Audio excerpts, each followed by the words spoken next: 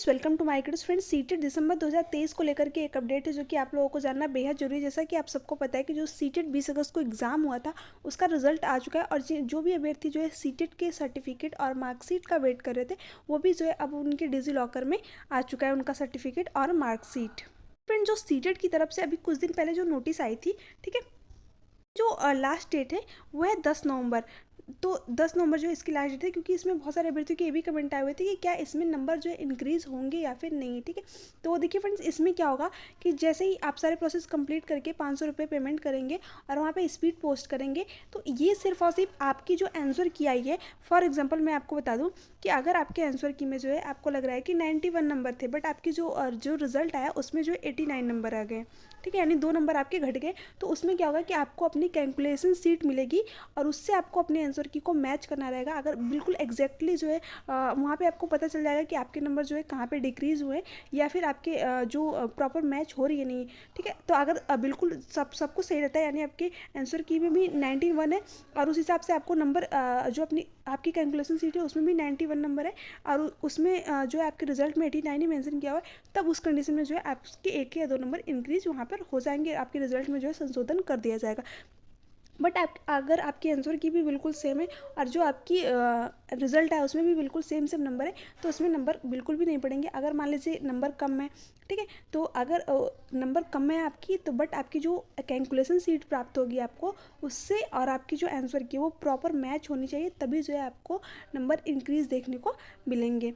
तो उसकी जो लास्ट डेट है वो मैंने आप लोगों को बता दी, 10 नवंबर है। तो अगर आपने जो है सारी चीज़ें कंप्लीट नहीं की हो और अगर आपको ऐसा लग रहा हो कि आपके जो है आंसर की और रिजल्ट में कुछ चीज़ें गलत हुई हैं, तो आप जो है इस तरीके से अपनी कैलकुलेशन सीट प्राप्त कर सकते हो। इसके बारे में मैंने बताया था, जो नोटिस आई थी उसके बारे में कम्प्लीटली मैंने उस वीडियो में बताया था कि किस तरीके से जो है आपको अपना प्रोसेस कम्प्लीटली करना है। और देखिए, अगर मैं बात करूँ जो नेक्स्ट सीटेट है उसका नोटिफिकेशन आपको कब तक देखने को मिलेगा, तो देखिए फ्रेंड्स, आज जो है आपका 21 अक्टूबर हो गया, यानी कि 30 अक्टूबर से पहले पहले आपको नोटिफिकेशन देखने को मिल जाएगा।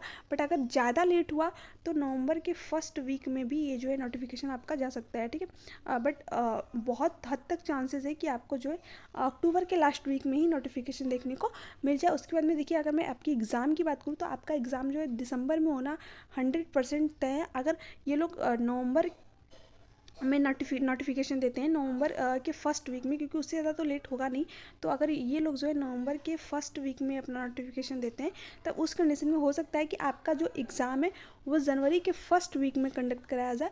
बट बहुत हद तक चांसेस है कि ये अक्टूबर के लास्ट में ही नोटिफिकेशन अपना जारी कर देंगे और आपका एग्ज़ाम जो है दिसंबर के लास्ट तक डेफिनेटली हो जाएगा। ठीक है, क्योंकि देखिए जो बिहार शिक्षक भर्ती है वो भी आने वाली है, तो उसमें क्या होगा कि उसमें बहुत सारे कैंडिडेट हैं जो कि मतलब अप्लाई करेंगे बिहार शिक्षक भर्ती के लिए, क्योंकि वो 6 to 8 के लिए स्पेशली फॉर जितने भी बीएड अभ्यर्थी हैं, तो इसमें बहुत सारे लोग, क्योंकि ये उत्तर प्रदेश में अगर वैकेंसी की बात करूँ तो 5 साल से तो कोई वैकेंसी देखने को मिली ही नहीं। और अभी भी जो शिक्षा मंत्री उनका कहना है कि अभी जो है शिक्षक और छात्र का अनुपात बिल्कुल रेशियो जो है बराबर है, तो अभी यहाँ पर तो कोई वैकेंसी की उम्मीद नहीं है। बट बिहार के अंदर जो है आपको 6 to 8 के अंदर जो वैकेंसी देखने को मिलेगी, तो उसमें क्या होगा कि बहुत सारे जितने भी सीटेड अपेयरिंग स्टूडेंट हैं उनको भी मौका श्योरली दिया जाएगा, क्योंकि इस बार तो दिया गया था और इसमें भी उनको मिलना ही चाहिए मौका। और उसमें देखिए तो बहुत हद तक चांसेस है कि जो आपका सीटेट है वो दिसंबर के अंतर्गत ही हो जाए, जनवरी में नहीं जाना चाहिए। और जैसे ये सारा प्रोसेस कंप्लीट हो जाएगा और बिहार की शिक्षक भर्ती के लिए आप एलिजिबल भी हो जाओगे, तो कहीं ना कहीं ये आपके लिए एक लास्ट मौका है, क्योंकि देखिए वैकेंसी कहीं पर भी नहीं आ रही है और सीटेट आपके लिए बेहद इंपॉर्टेंट है, क्योंकि सीटेट आपको अलग अलग स्टेट में जो है जॉब पाने के मौके देता है। तो आप जो है सीटेट को डेफिनेटली क्लियर करके रखिए, पेपर 1 हो या फिर पेपर 2 है, क्योंकि इससे क्या होगा कि अगर आप कोई भी टेट देते हो तो आप सिर्फ और सिर्फ उसी मतलब जहाँ पे आप रहते हो प्रॉपर जिस स्टेट में रहते हो उसी स्टेट का जो है आप एग्ज़ाम दे सकते हो। बट अगर आप सीटेट दे रहे हो तो आप कहीं पर भी किसी भी स्टेट में एलिजिबल हो, तो इसलिए सीटेट आपके लिए बहुत ज़्यादा इंपॉर्टेंट है, चाहे वो पेपर 1 हो या फिर पेपर 2। ये आपको किसी भी स्टेट में जो है शिक्षक भर्ती के लिए आप अप्लाई कर सकते हो, तो कहीं ना कहीं तो भर्ती आएगी। ऐसा नहीं है कि यूपी में नहीं आ रही है तो कहीं पर भी नहीं आएगी।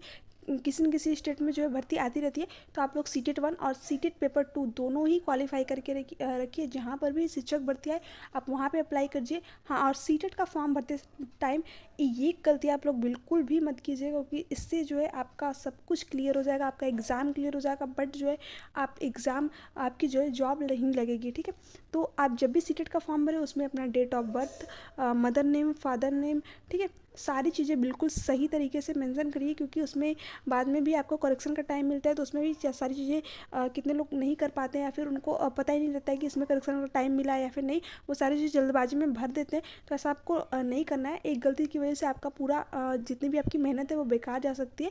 तो आपको सीटेट का फॉर्म बहुत ही अच्छी तरीके से सब कुछ चेक करके तभी भरना है, क्योंकि ये आपके लिए एक बेस है, इसके बाद ही जो है आपकी जॉब लगेगी। तो सबसे पहले तो आपको अपना सीटेट का फॉर्म अच्छी तरीके से फिलअप करना है। उसके बाद में आपको अपनी तैयारी अच्छी तरीके से करनी है, क्योंकि आपको पता है कि अब लेवल जो है थोड़ा सा इंक्रीज हो गया है, तो उसी लेवल की जो है आपकी तैयारी करनी है। इसके लिए जो है आप किसी भी पब्लिकेशन की, हालांकि मैं आपको अभी रिसेंटली बताऊंगी किस पब्लिकेशन की बुक जो है आपके लिए ज़्यादा बेटर होगी, क्योंकि अगर आप बुक से जो है प्रैक्टिस सेट करते हैं तो वहाँ पर विथ एक्सप्लेनेशन आपको सारी चीज़ें मिल जाएंगी। तो जैसे ही मेरे पास बुक आती है उसके बाद में मैं आपको पूरा अच्छी तरीके से बताती हूँ कि वो बुक जो है काफ़ी अच्छी है, तो आप लोग उसको वहाँ से परचेज़ कर सकते हो। मैं उसके बारे में अभी 1-2 दिन में आपको बता दूँगी कौन सी बुक जो है आपको परचेज़ करनी है। ठीक है, तो आप लोग जो है वहाँ से प्रैक्टिस सेट कर सकते हो। और उसके बाद में PYQ आप तो लगाएंगे, क्योंकि उस बुक में आपको पूरा प्रॉपर एक्सप्लेनेशन के साथ में मिल जाएगा सारी चीज़ें। और उसके बाद में देखिए जो NCERT की बुक है आप उसको ज़रूर पढ़िएगा, चाहे वो 6 to 8 की हो या फिर 1 to 5 की हो, उसको प्रॉपर एक बार खुद से ज़रूर पढ़िएगा, क्योंकि वहाँ से आपके जो है वो बिल्कुल ऑथेंटिक क्वेश्चन होते हैं। आप वहाँ से जो है क्वेश्चन फंसने के 100% चांसेस होते हैं, क्योंकि सारी चीज़ें वो ये वहीं से बनाते हैं। और जो सीटेट का सिलेबस है, जो सीटेट की ऑफिशियली वेबसाइट पे एक बार वहाँ से सिलेबस को पूरा जरूर चेक कीजिएगा, क्योंकि वो बिल्कुल ऑथेंटिक है, कहीं से भी उसमें किसी भी तरह का कोई एक्स्ट्रा चीज़ नहीं है। तो आप सीटेट की हर ऑफिशियल चीज़ को पढ़ें, सीटेट की ऑफिशियल वेबसाइट उसका सिलेबस डाउनलोड करें, उसमें देखिए कि कौन कौन से टॉपिक से जो है ज़्यादा क्वेश्चन पूछे हुए हैं, सिर्फ और सिर्फ उन टॉपिक को पढ़िए। और उसके बाद में जब आपके पास टाइम बचता है तो जिन टॉपिक से क्वेश्चन भी आए हुए हैं 1-2 नंबर के, उनको भी ज़रूर कवर कीजिए। ठीक है, आपका डेफिनेटली जो है सीटेट में अच्छा स्कोर आएगा।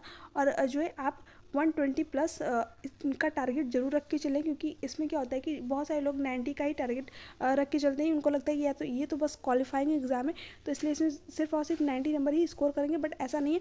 अगर आप 90 का टारगेट रखते हो तो आपके जो है 70 और 80 के बीच में नंबर आते हैं। अगर आप जो है 120 का टारगेट रखते हो या फिर उससे ज़्यादा का टारगेट रखते हो, तो जो है आपके जा कर के 100 या फिर 110 के करीब में नंबर आते हैं। तो आप जो है अपना टारगेट हमेशा ऊंचा रखिए और उसी के हिसाब से तैयारी भी करिए। आप ये ऐसा नहीं कि बस टारगेट रख लिए, प्रिपरेशन कुछ की नहीं, ऐसा बिल्कुल भी नहीं है।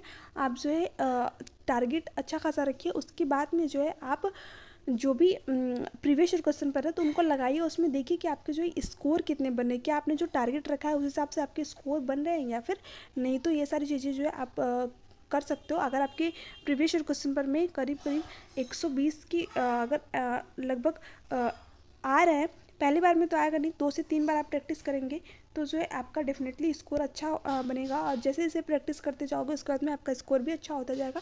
तो आप कोशिश कीजिए कि ज़्यादा से ज़्यादा प्रैक्टिस सेट करिए, और उसके बाद में जो भी कंटेंट के क्वेश्चन है उनको भी जहाँ पे आपको प्रॉब्लम हो रही है उनको जरूर पढ़िए। ठीक है, तो आई होप कि आप लोगों के सारे डाउट क्लियर हो गए होंगे। वीडियो से रिलेटेड कोई भी डाउट हो तो आप नीचे कमेंट में कमेंट करके पूछ सकते हो। वीडियो अच्छी लगी चैनल को सब्सक्राइब कर दीजिएगा, बेल आइकन को प्रेस कर दीजिएगा, ताकि ऐसी ऑथेंटिक अपडेट आपको टाइम पर मिलती रहे। Thanks for watching me.